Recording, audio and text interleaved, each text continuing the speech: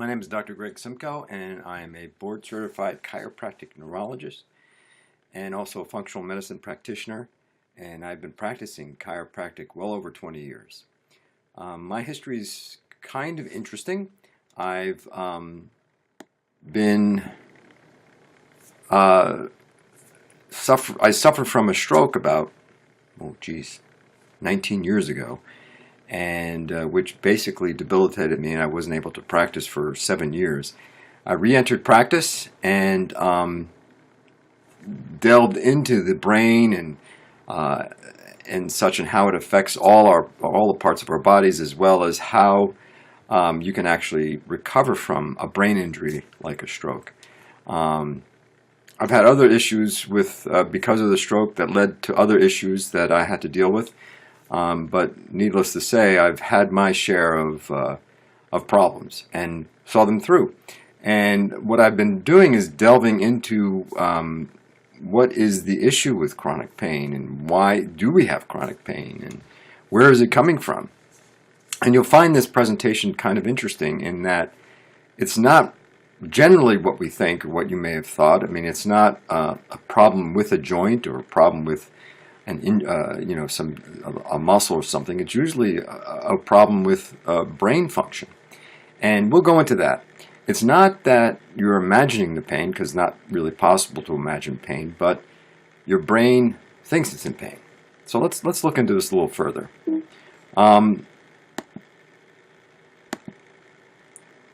Before we go on, let's define pain. Now, pain comes from the Latin word poena, which means fine or penalty. Now, there's a nervous network system within our bodies that's called the nociception network, and it comes from the Latin word nocere, which means to harm or hurt, and is the sensory nervous system's response to certain harmful or potentially harmful stimuli. It's usually localized physical harm, like a cut or an ankle sprain or what have you, that actually produces this input from this nociceptive system, this nervous system, that then goes to certain various pathways to determine whether it is important for you to know that you're in pain. So pain, we know, is actually a necessary part of our body's ability to survive. You have to know that you're in pain. A diabetic or someone that has a neuropathy doesn't feel pain necessarily and can actually hurt themselves. And that's not good for you. You don't want to injure your foot without knowing your foot is being injured. So that's what's important about pain. Now, some other interesting aspects about pain is that there's a lot of controversy about pain as to whether it is a primary sense like sight, sound, taste, or smell, or a secondary sense. Well, primary sense can be measured. You can measure sight, you can measure sound. You can't really measure pain, because pain is extremely subjective. Every individual experiences pain differently, and that's very interesting about pain. And that's why we have to use that pain scale. 0 being no pain and 10 being the worst kind of pain an individual can be in. We need that pain scale in order to try as best we can to objectify pain, but pain in and of itself cannot be measured, so it's not an objective experience for the person. It's a subjective experience. That's another insight into what chronic pain might be. And pain, which is very interesting, is not pain until it gets to your brain, until it gets to the level where your brain needs to pay attention to it. That's also very interesting. Now, pain is divided into 3 main categories: acute pain, subacute, and chronic pain. And they all have their own definition. Acute pain is what typically we deal with when someone hurts their knee, their ankle, their back, their neck, what have you. And it's directly related to soft tissue damage, like spraining your back or your ankle. It's usually short duration, but it gradually resolves when the damaged tissue heals. So typically, acute back pain, typically by all research and everything, should heal on its own in 2 weeks in all reality. Now, subacute is a subset or subdivision or what have you of acute pain. Now, acute pain can typically last from 3 weeks to 3 months, but they decided to give it another definition when the acute episode lasts longer than 6 weeks, and it's 6 weeks to 3 months. So it's acute, subacute 6 weeks, and in 3 months it should be resolved by then. Chronic pain.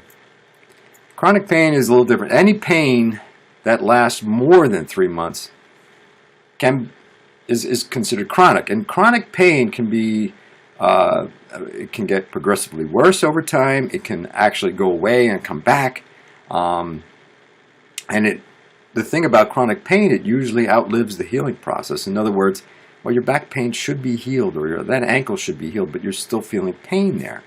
That's chronic pain. And typically acute pain resolves when the healing or the issue is resolved. It shouldn't be in pain anymore. Once the healing has occurred, it shouldn't be in pain anymore. Now, chronic pain is what this presentation is all about. It's a complicated issue, and to attempt to help you understand as well as some ways that can deal with helping those in chronic pain. Be prepared. It's a little different than what you may thought, but it's very interesting and actually can help your patients dramatically. Now, to fully understand chronic pain, there's a few terms or things we have to understand. One is central sensitivity syndrome, or CSS. Central sensitivity syndrome is a new term that relates to these types of problems, these chronic pain problems. Now, there is 2 main categories of pain. We divided the 3 main, but now it has evolved into 2 main categories. One is acute pain with its subacute acute component, which is a symptom. Pain is a symptom. It's not a disease. It's a symptom of something that occurred. Chronic pain is being defined or redefined, not as a symptom, but as a syndrome, central sensitivity syndrome. And as you'll see, it goes back even further than just the years 2000, but in the last century, a lot of research has been delving into this and has discovered that chronic pain actually is a syndrome. Now, because chronic pain is a syndrome and not a symptom, we need to think about how to treat it differently than acute pain. Now, sampling of some of the syndromes that you probably have heard about are associated with central sensitivity. Fibromyalgia is the big one. The person feels pain all the time. Chronic headaches, migraines. Complex regional pain syndrome is a classic central sensitivity syndrome issue.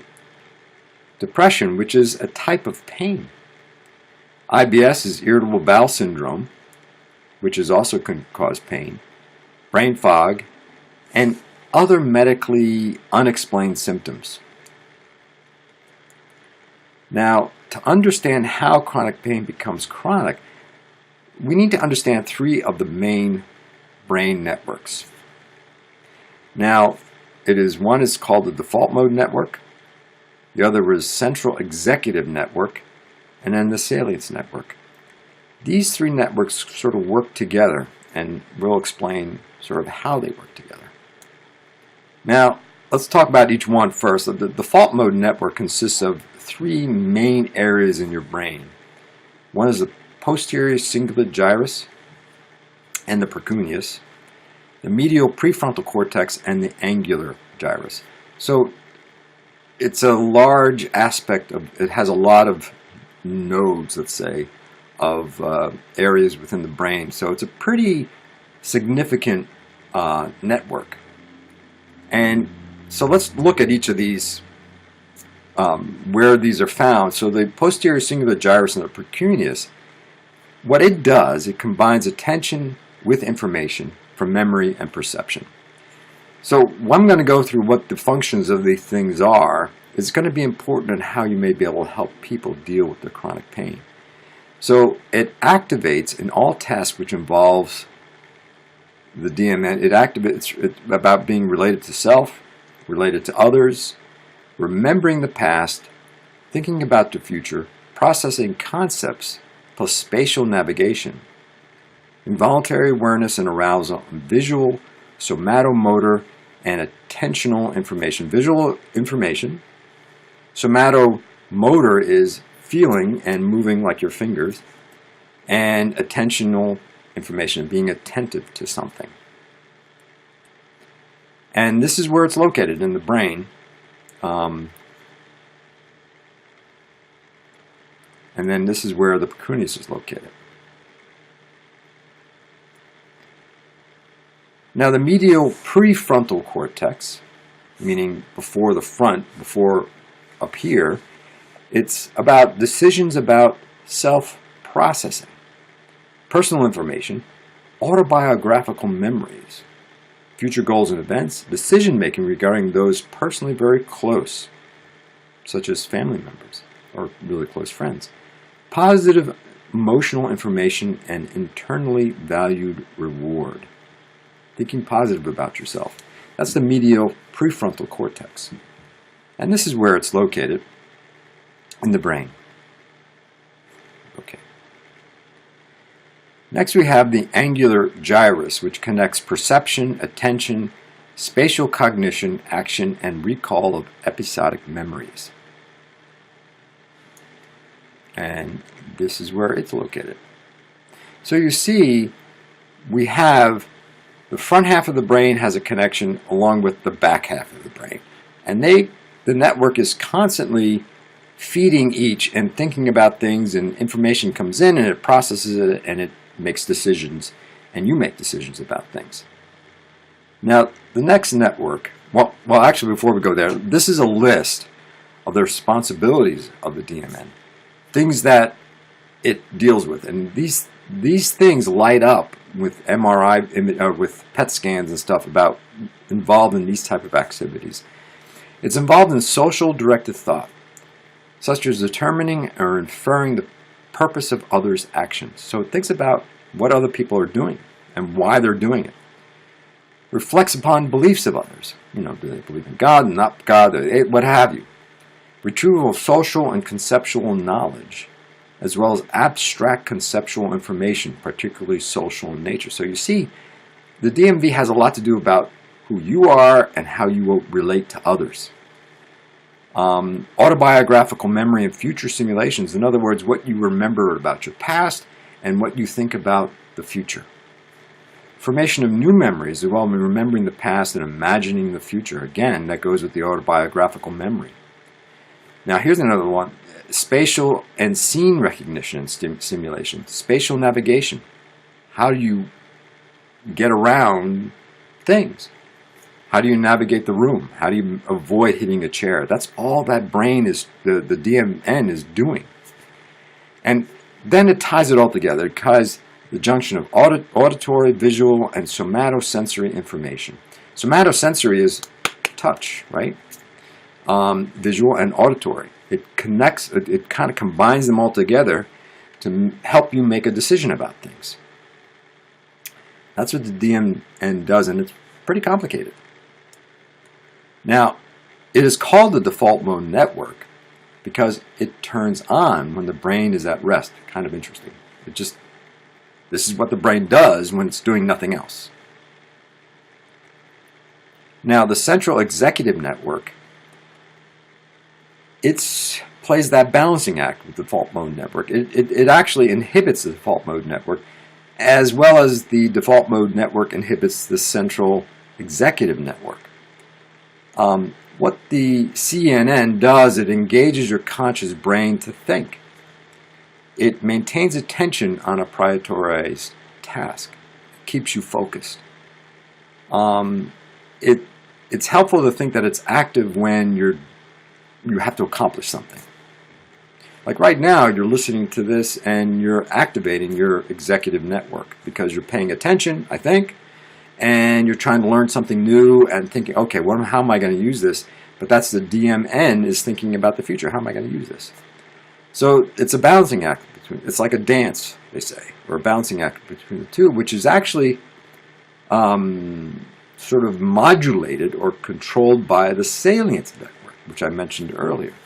Now, the salience network is a collection of regions of the brain which is mainly found in the insular cortex, which is interesting, which I'll mention, which we'll talk about later, that select which stimuli are deserving of our attention. So in other words, it's going to say, it detects relevant stimuli and says, okay, I think the DMN needs to deal with this, or I think the CEN needs to deal with this.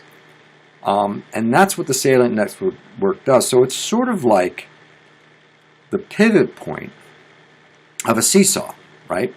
It says, okay, more information, more input to the CEN, more input to the MNN. That's what the salient network does.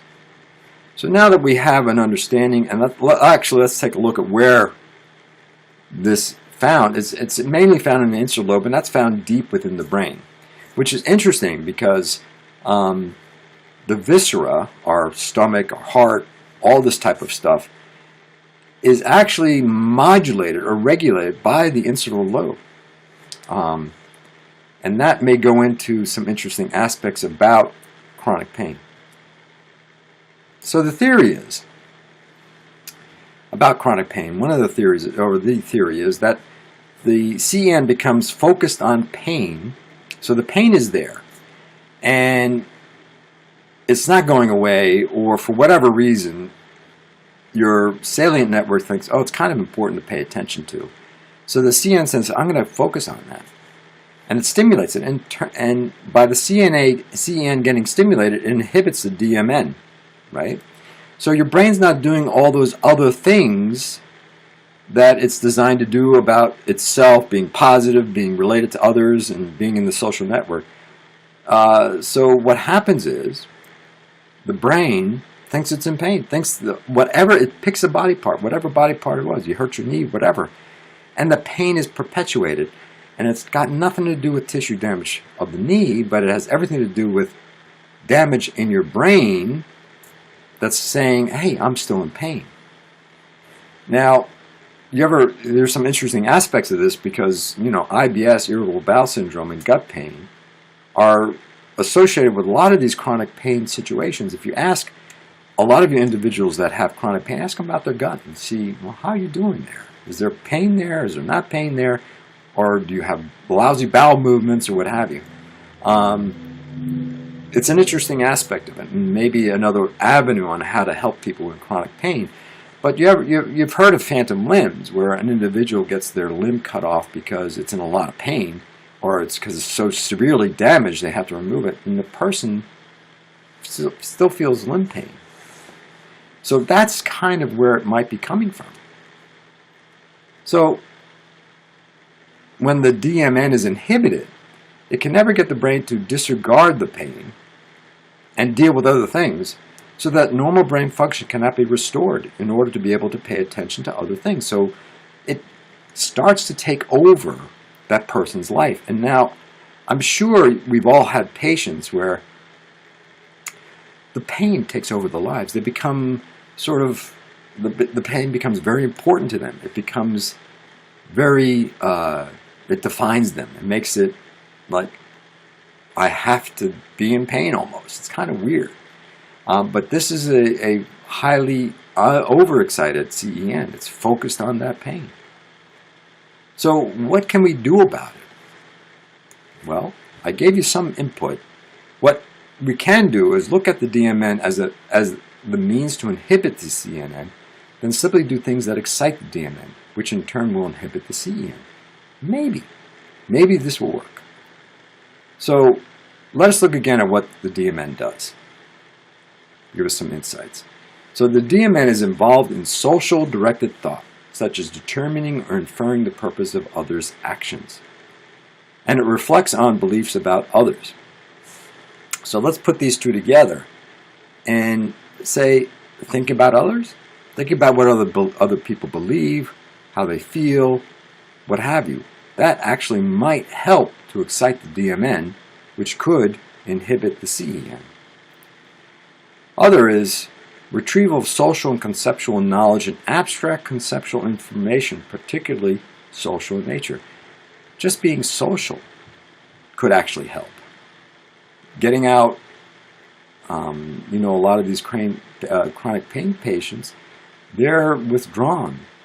They're not about going out. It's really hard for them. A lot of them have concomitant depression with it. And it makes sense that they would have depression because they're in pain all the time. It sucks. So being socially aware, thinking about the social and stuff could actually help, perhaps, excite this default mode network, which could suppress the executive network. Here's another one, autobiographical memory and future simulations, and formation of new memory, as well as remembering the past and imagining the future. Just daydreaming, which is a key word here, daydreaming, key phrase, about the past and the future could help. Now, another one is spatial and scene recognition and simulation, as well as spatial navigation. Another interesting therapy is doing mazes from a book, or trying to navigate a room and change the room setup, move the chairs or whatever, and have them navigate around. That alone will try and engage that DMN to get them to navigate around the room and see different things. So they're looking at different spatial configurations. That can actually excite the DMN. So the other one is key is the junction of auditory, visual, and somatosensory information and attention. You see, this is what's important, is that the DMN uses all this input to help make its decisions. So as long as the individual isn't overwhelmed, the variety of inputs can actually help them excite the DMN, which would actually cause a suppression of CNN, which would hopefully reduce pain. Now, again, I don't want to belabor this point, but if you stimulate the DMN with those types of activities, you might have a chance of reducing the CN by giving the salient network something else to make important, and thus reducing pain. So let's just do a couple of these. The autobiographical emotional memory test, it directs the individual to write about themselves. And it's a spelling error here.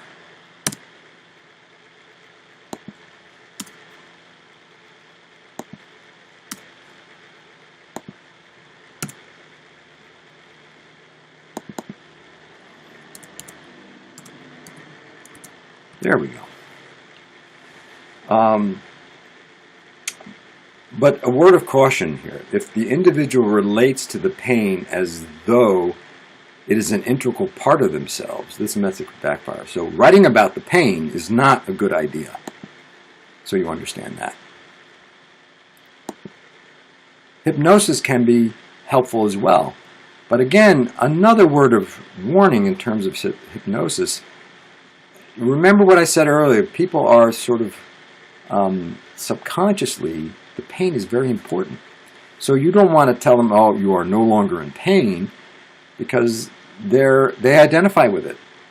You have to sort of trick them out of the thought that the pain is important. I know it sounds kind of crazy, but that's what we have to try and do. Thinking about how others feel is, I think, one of the better ways of going about this. It's the least dangerous. And I'll explain what happened to me the other day. This method can be very helpful. It takes the individual out of themselves, thus stimulating the DMN and making the salient network recruit those areas that deal with the perception of others. Taking them out of themselves is a very good way of sort of reducing the power of the CEN and that pain attention. So the other day, this is what I usually do: is I'll put someone on therapy because they have some kind of pain, back pain, what have you, or combination of depression and pain, and I'll direct them, and sometimes you need to help them, direct them how to do this. Is I ask them to think about one of their favorite people, could be a family member, whatever, someone that they know, and think about what they're doing right now. And things were pretty cool. And then I asked them to meet them in their heads, meet them in the future for a cup of coffee. And then all the tears came out, and it was just a mess. So I said, well, let's go back to thinking about how they're doing and what they believe. And it calmed everything down. So you see, it's like a dance you have to go to. What is going to help them? What's going to hurt them?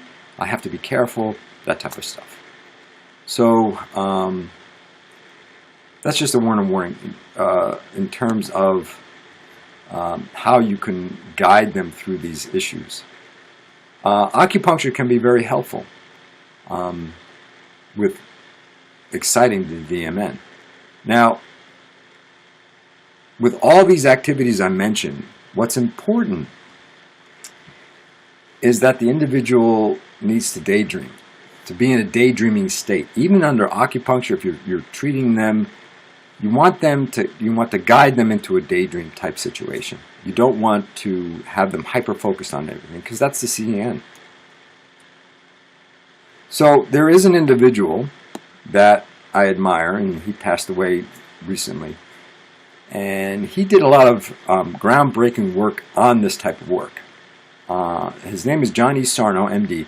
He called this central sensitivity syndrome something called tension myositis syndrome.